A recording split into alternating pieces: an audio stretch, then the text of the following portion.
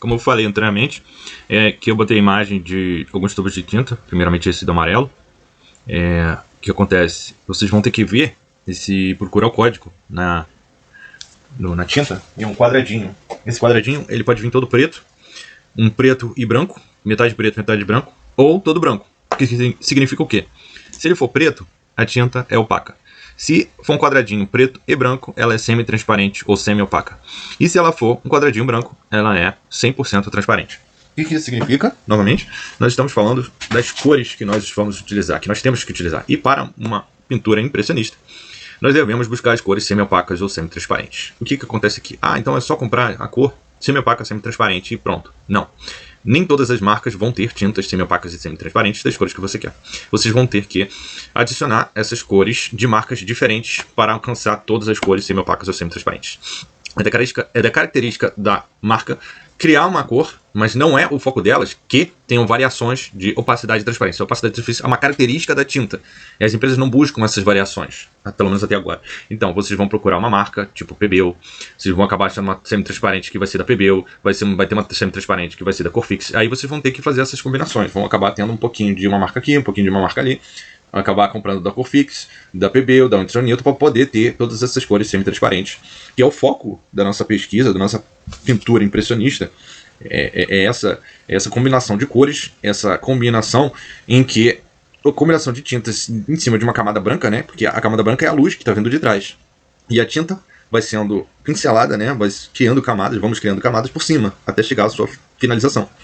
E o que a luz está? A luz está vindo de fora, vai bater na superfície branca, ela vai ultrapassar a camada de tinta e vai bater no branco. Ou seja, essa luz, o que a gente vê porque os objetos refletem a luz. E quando a nossa tinta ela é semi-transparente, a parte dessa luz ela vai direto para o branco da lona e vai voltar aos nossos olhos. Então, a transparência da tinta vai criar essa impressão, né, visual, que é uma de translucidez, né, em que as camadas vão se sobrepor e gerar uma nova cor. Para que isso ocorra da forma mais interessante, mais detalhada, com maior certeza, né, a gente usa a ciência aqui, para atingir esse efeito luminoso que os impressionistas buscaram isso. Alguns buscaram isso. Hoje nós temos já uma tecnologia muito mais aplicada, as tintas já vêm formando se elas são opacas, semi-opacas ou 100% transparentes.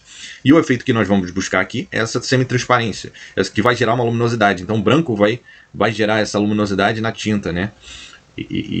Que nós só podemos ver com a luz. A luz vai gerar essas cores, nós vamos ver a paisagem, a pintura, e o branco vai voltar pra gente, porque há essa translucidez da tinta, né? Ele vai criar esse efeito visual, vai facilitar, né? Vai aperfeiçoar esse efeito visual. Então eu recomendo que vocês procurem essas cores que tenham, e visualizem esse quadradinho, né? Que é a característica da cor. Então vocês vão ter que achar cores semi-transparentes e vão acabar tendo que achar isso em determinadas marcas para criar essa combinação de palheta, né, para ter, né, essa pintura mais impressionista, né.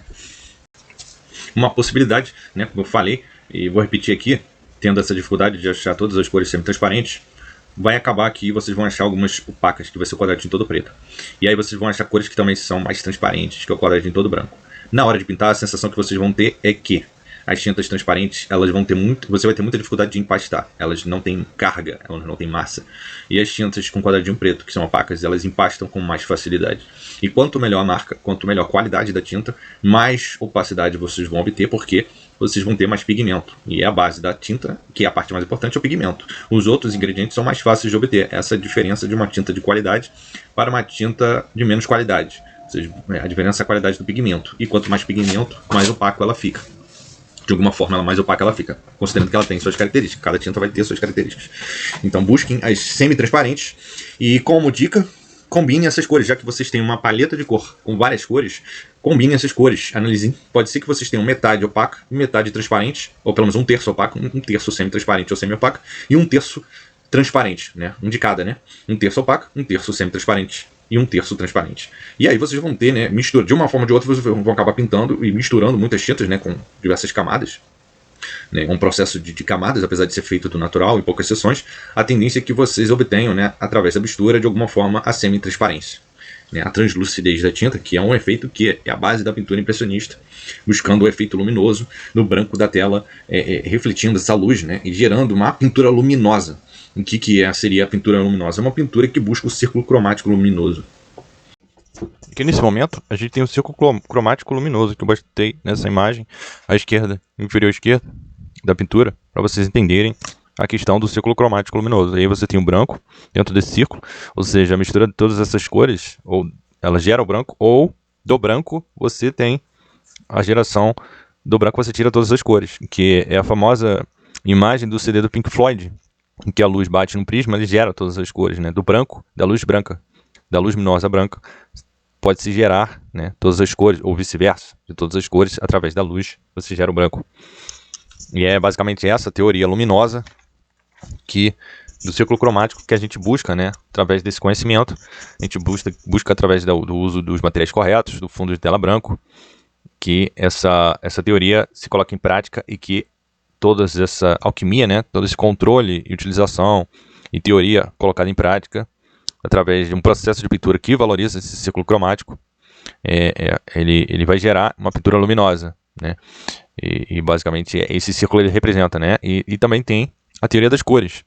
Vocês podem ver que os complementares são as cores opostas vistas através desse círculo cromático. Nós temos o vermelho, do outro lado um azul mais claro, de um lado laranja, do outro lado o azul, de um lado verde, e do outro lado um violeta, do lado amarelo. O amarelo, normalmente, o complementar é a violeta, o complementar do vermelho é o verde, normalmente, e nós temos, né, aqui não é um círculo cromático exatamente, né, porque as primárias é o vermelho, o azul, vermelho, azul e amarelo. Do vermelho, azul e amarelo, nós temos as secundárias, que é o laranja, o violeta e o verde. Daí, você mistura as secundárias entre si, você tem as terciárias, que são as terrosas. Vai ter uma variação de terrosas mais escuras ou mais claras, misturando o laranja, né, com o violeta, o laranja com o verde e o verde com o violeta. Você vai ter as cores terrosas. E basicamente toda essa teoria de cor é que a gente raciocina e pensa para a criação da tela, né? O tempo todo eu estou pensando ali esse círculo enquanto eu estou pintando, ou resgatando, né, esse pensamento do raciocínio do círculo cromático. Aqui no caso eu mostrei uma imagem de um círculo cromático, né, em teoria que vocês têm que buscar, mas não precisa buscar essa imagem. Vocês podem escrever as cores e suas combinações, apenas o nome das cores já é o suficiente. Pega um papel, escreve elas, põe do lado da tela e fica o tempo inteiro pensando essa combinação de cores e as possibilidades que sua pintura pode ter em diversos momentos da pintura. Então, durante todo o processo de pintura, eu olho esse círculo cromático. Eu já decidi utilizar os amarelos como as cores regentes, mas eu olho, será que eu preciso da complementar? Ou vou deixar só essas cores locais, né? Porque um raciocínio ele pode seguir sim através da expressão das cores locais que eu vejo no momento. A pintura realista, né, a pintura impressionista do natural, muitas vezes a gente nem sempre para pensar nisso, apenas no ateliê, quando de um dia para o outro que dá para pensar, mas o círculo cromático, a gente tendo esse processo rápido, né, se a intenção não for, né, trabalhar de fato só o círculo cromático, porque a pintura ela tem vários eixos, né, eu posso transformar minha pintura toda em consequência apenas do pensamento do círculo cromático. Nesse caso aqui, eu pensei mais nas cores regentes, e aí a gente estuda o círculo cromático e vai pensando nas possibilidades das flores, que eu usei um pouco de violeta. Que variações de violeta eu posso trabalhar nessas flores? Essas flores têm um pouco de violeta e branco, né? Esses verdes, que variações de verdes, olhando essa imagem do ciclo cromático eu posso ter? Quais são as cores próximas, as cores análogas, né? É muito interessante pensar nas cores análogas, né? Aqui a gente pensou nas regentes, nas complementares, para criar o contraste, né? E deixando esse contraste mais para o final, né? E mais olhando aqui, a gente pensa nas análogas, né? Que direções e possibilidades a gente pode acrescentar de cor de dentro desse círculo com cores regentes amarelas, né? Porque vai ficar muito amarelo. Daí a gente vai pensando cores e possibilidades e áreas em que essas cores análogas, né, dentro dessa variação de amarelo, você vê que pode já ir para um laranja, pode ir do verde ir para um pouco para o azul, um verde mais azulado, um azul mais claro, do laranja acrescentar uns pontos vermelhos. Eu, em particular, acabei seguindo um pouco as cores de cada objeto, de cada que eu estou representando, mas vocês podem criar, né, e agregando possibilidades cromáticas na obra, além apenas da visão, né, brincar um pouco com essas possibilidades e a pintura ela vai funcionar, né? No momento que você começar a acrescentar todas as cores e a pintura ela já vem com todas as cores por cima dessa monocromia amarelada, ela é possível, é uma possibilidade sim. No meu caso, eu acabei controlando mais as cores, mantendo essa iluminação. E pensando menos nas cores, acabou ficando as cores reservadas ao que elas de fato eram em cada local, né? As folhas mais verdes, as flores já mais roxas, de rosas, como elas são, como eu via do natural, né? Esbranquiçadas. E eu vou admitir que essas flores eram brancas, né? Então, mas eu via um pouco de rosa, acabei colorindo até um pouco mais do que de fato elas eram, né? Então a gente vai brincando de colorir a realidade, né? A gente não precisa ficar preso a uma informação, né, muito limitada, cromática, né? É bom explorar, experimentar, colorir, né? Eu acabei optando por esse caminho.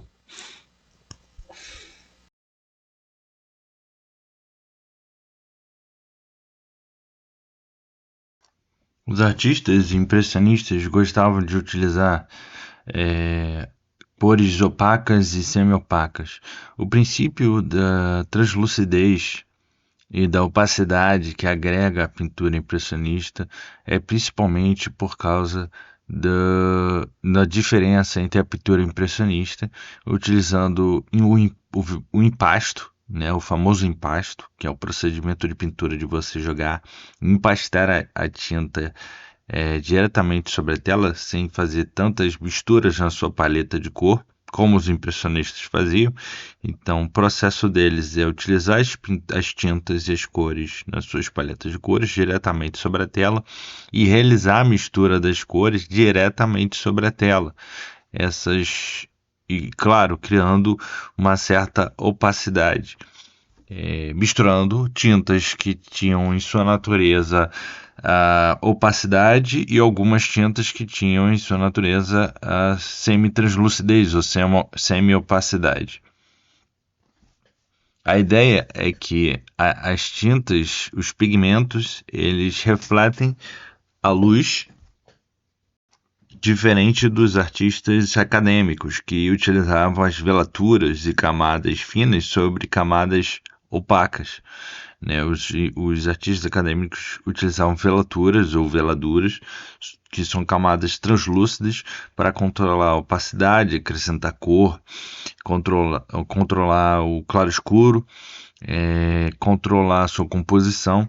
E essas velaturas criavam uma camada fina do médium sobre uma camada grossa, opaca, de carga de tinta. Os impressionistas, eles não vão por esse caminho, eles aplicam as suas tintas diretamente da paleta na tela e as misturas óticas, as misturas de cores são também realizadas sobre a tela, ou seja, o artista vai misturando, aplicando suas cores diretamente sobre a tela e realizando as misturas de cores na tela e não na sua paleta de cor, utilizando da propriedade, né, da opacidade das cores. Essas cores utilizadas lado a lado ou próximas poderiam criar as possíveis misturas óticas, que são basicamente essas misturas do círculo cromático luminoso. Se o artista utilizar apenas cores translúcidas, 100% translúcidas, isso vai criar uma pintura vidrada, né, um efeito de vidro, de excesso de translucidez, o que fará com que nós vamos vir a ver a sua tela, o fundo da tela, e através da própria carga de tinta, que é completamente diferente do efeito que os impressionistas buscavam ter. Por isso é interessante utilizar tanto as cores semi-opacas como as cores opacas juntos, criando um efeito mais interessante. Um efeito mais interessante, mais rústico e próximo do empastamento que o impressionismo de uma forma geral buscou.